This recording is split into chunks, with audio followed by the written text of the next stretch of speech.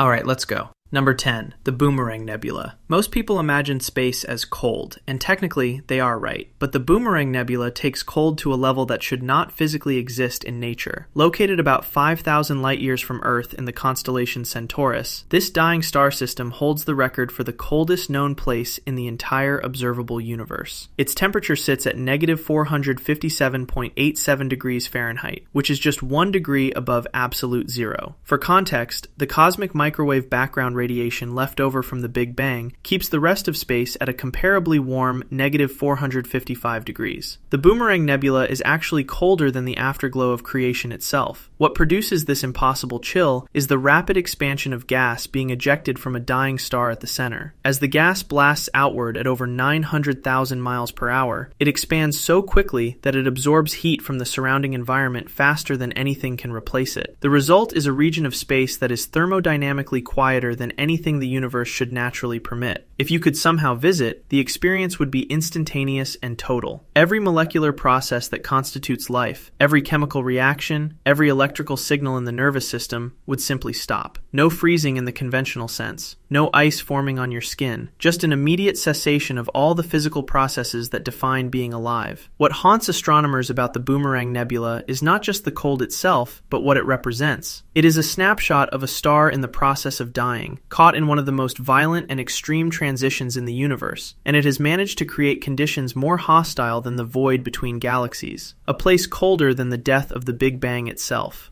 Number 9. The Magnetar SGR 180620. There are objects in the universe that defy the imagination simply by existing. SGR 180620 is one of them. Sitting about 50,000 light-years away in the constellation Sagittarius, this magnetar is a type of neutron star, but with a magnetic field so powerful, it bends the laws of physics in ways that are genuinely difficult to articulate. Its magnetic field is roughly 1 quadrillion times stronger than Earth's. In December 2004, this object released a burst of energy in 0.2 of a second that was more powerful than anything our sun will produce over its entire 10 billion year lifetime. The flash traveled 50,000 light-years and still disrupted Earth's ionosphere when it arrived. That is the equivalent of someone breathing softly in a city 50 miles away and shattering every window in your home. Neutron stars form when massive stars collapse at the end of their lives, and then at once compressing a mass greater than our sun into a sphere roughly the size of a city. The density is so extreme that a single teaspoon of neutron star material would weigh over 4 billion tons. Magnetars take this already incomprehensible object and amplify it further. The magnetic field is so intense that it warps the quantum vacuum itself, splitting photons, bending X-rays, and making the space around the star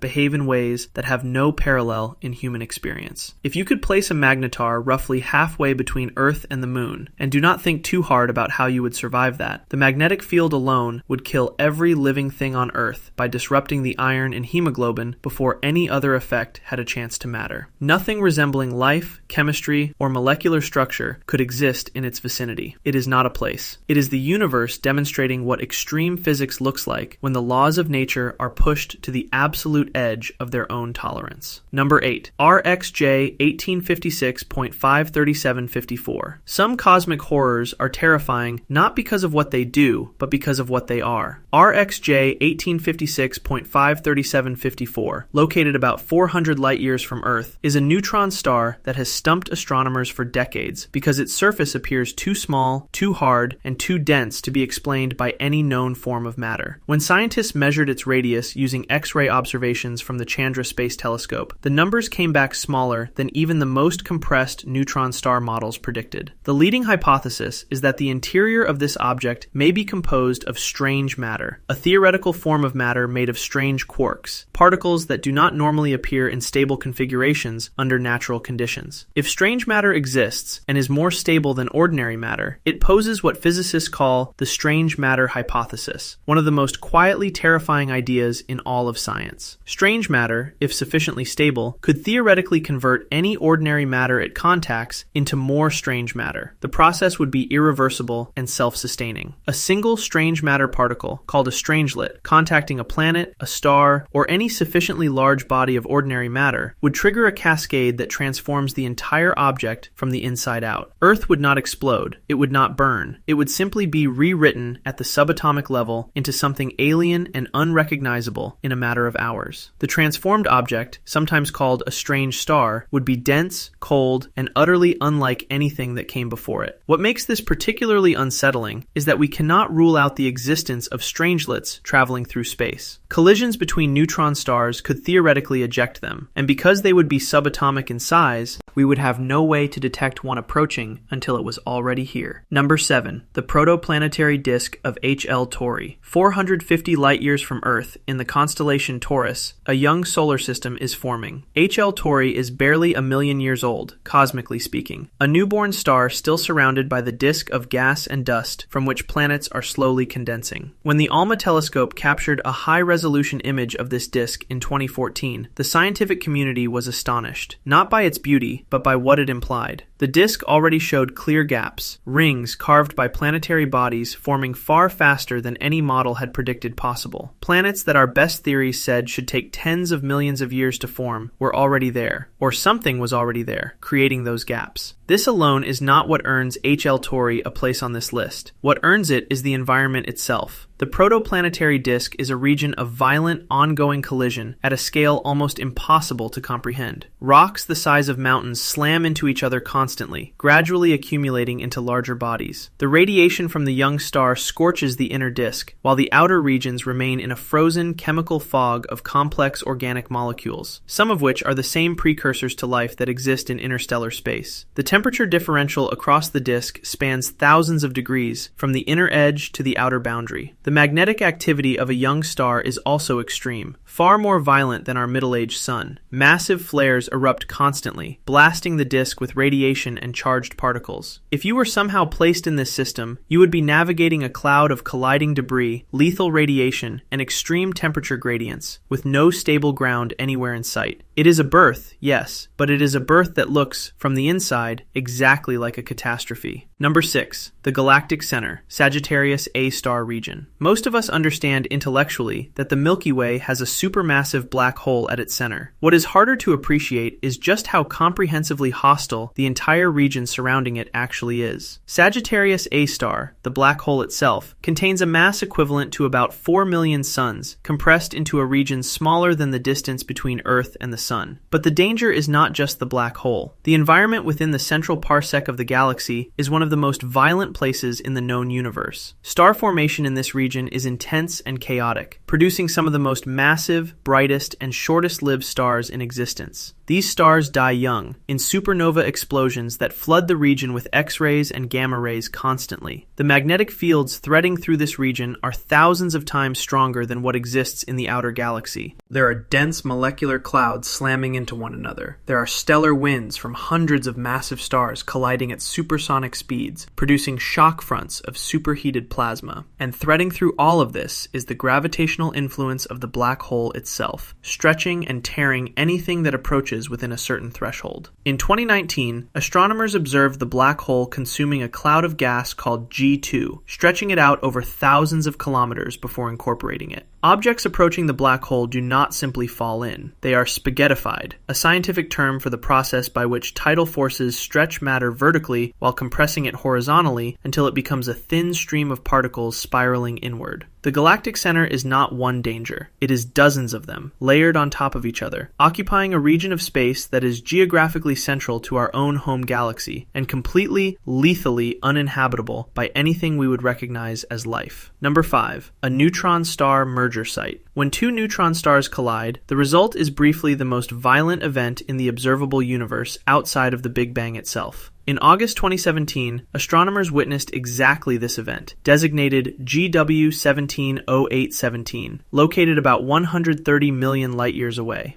For the first time in history, gravitational waves and light from the same event were detected simultaneously, opening a new era in astronomy. But what the observations revealed about the environment of such a collision is extraordinary in the most terrifying sense of the word. In the milliseconds of the merger, temperatures reached tens of billions of degrees. The energy released in gravitational waves alone exceeded the output of the entire observable universe for that brief moment. The collision creates a kilonova, an explosion so powerful that it synthesizes heavy elements, gold, platinum, uranium, in quantities that dwarf anything a supernova can produce. The gold in your jewelry almost certainly came from an event like this. The shock wave expanding outward from the merger moves at close to the speed of light, carrying lethal radiation in every direction. Gamma-ray bursts oriented toward any inhabited planet within several thousand light-years would strip away the ozone layer and expose the surface to ultraviolet radiation intense enough to end complex life. The debris cloud left behind contains freshly synthesized radioactive isotopes that will continue decaying and emitting radiation for millions of years. The space around the merger site remains hot, radioactive, and structurally chaotic for an enormous period after the event itself. And then there is what the merger potentially leaves behind, either a more massive neutron star on the edge of collapse or a newly formed black hole. Either outcome produces an object that continues to distort the surrounding space with intense gravitational and magnetic fields for a long time after the fireworks have faded.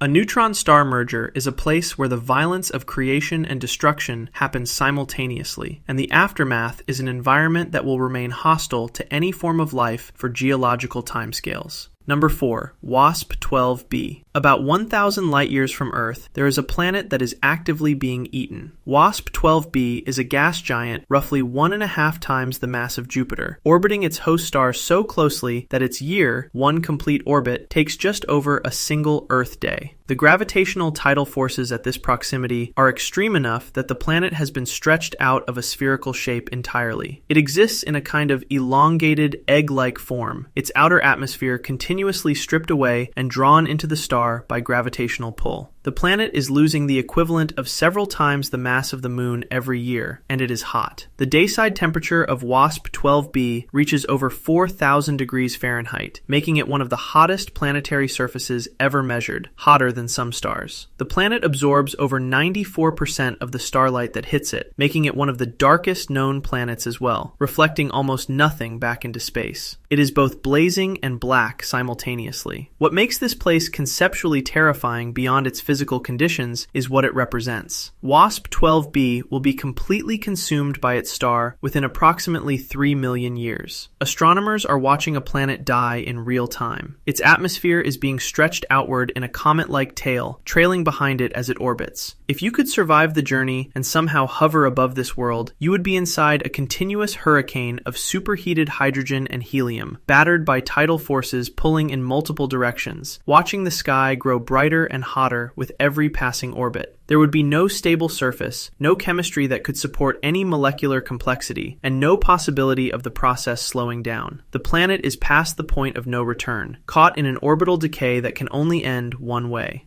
Number 3. VY Canis Majoris. Size in the universe is almost always abstract. Numbers alone do not convey it. VY Canis Majoris is roughly 1 to 2,000 times the diameter of our Sun, which means that if our Sun were the size of a basketball, VY Canis Majoris would be roughly the height of a 20-story building. It is one of the largest known stars in the Milky Way, a hypergiant sitting about 3,800 light-years from Earth, and it is violently, spectacularly dying. Stars of this size are extraordinarily unstable. VY Canis Majoris has already lost a significant portion of its original mass through massive eruptions and stellar winds. The material it sheds forms enormous arcs and knots of gas and dust visible around the star, the remnants of eruptions powerful enough to shift the star's own shape. The surrounding nebula of expelled gas and dust is itself dangerous, a chemically complex cloud dense enough to produce shock fronts, where different layers of expelled material collide at varying speeds. The radiation environment near a star of this luminosity is beyond anything in our solar system's experience. The star emits several 100,000 times more light than the Sun, primarily in wavelengths that destroy organic chemistry with extreme efficiency. When VY Canis Majoris finally ends, it will almost certainly explode as a hypernova, a supernova variant so energetic it may produce a gamma-ray burst aimed in a specific direction. The blast radius of the explosion and the subsequent radiation would be dangerous across a volume of space containing thousands of potential star systems. The star is already in the terminal phase of its life. It may have already exploded, and we simply have not received the light yet. Within 3,800 years of starlight travel time, what appears to us today as a slow and dying giant may already be the most energetic event our corner of the galaxy has ever witnessed. Number 2. The cosmic web filament voids.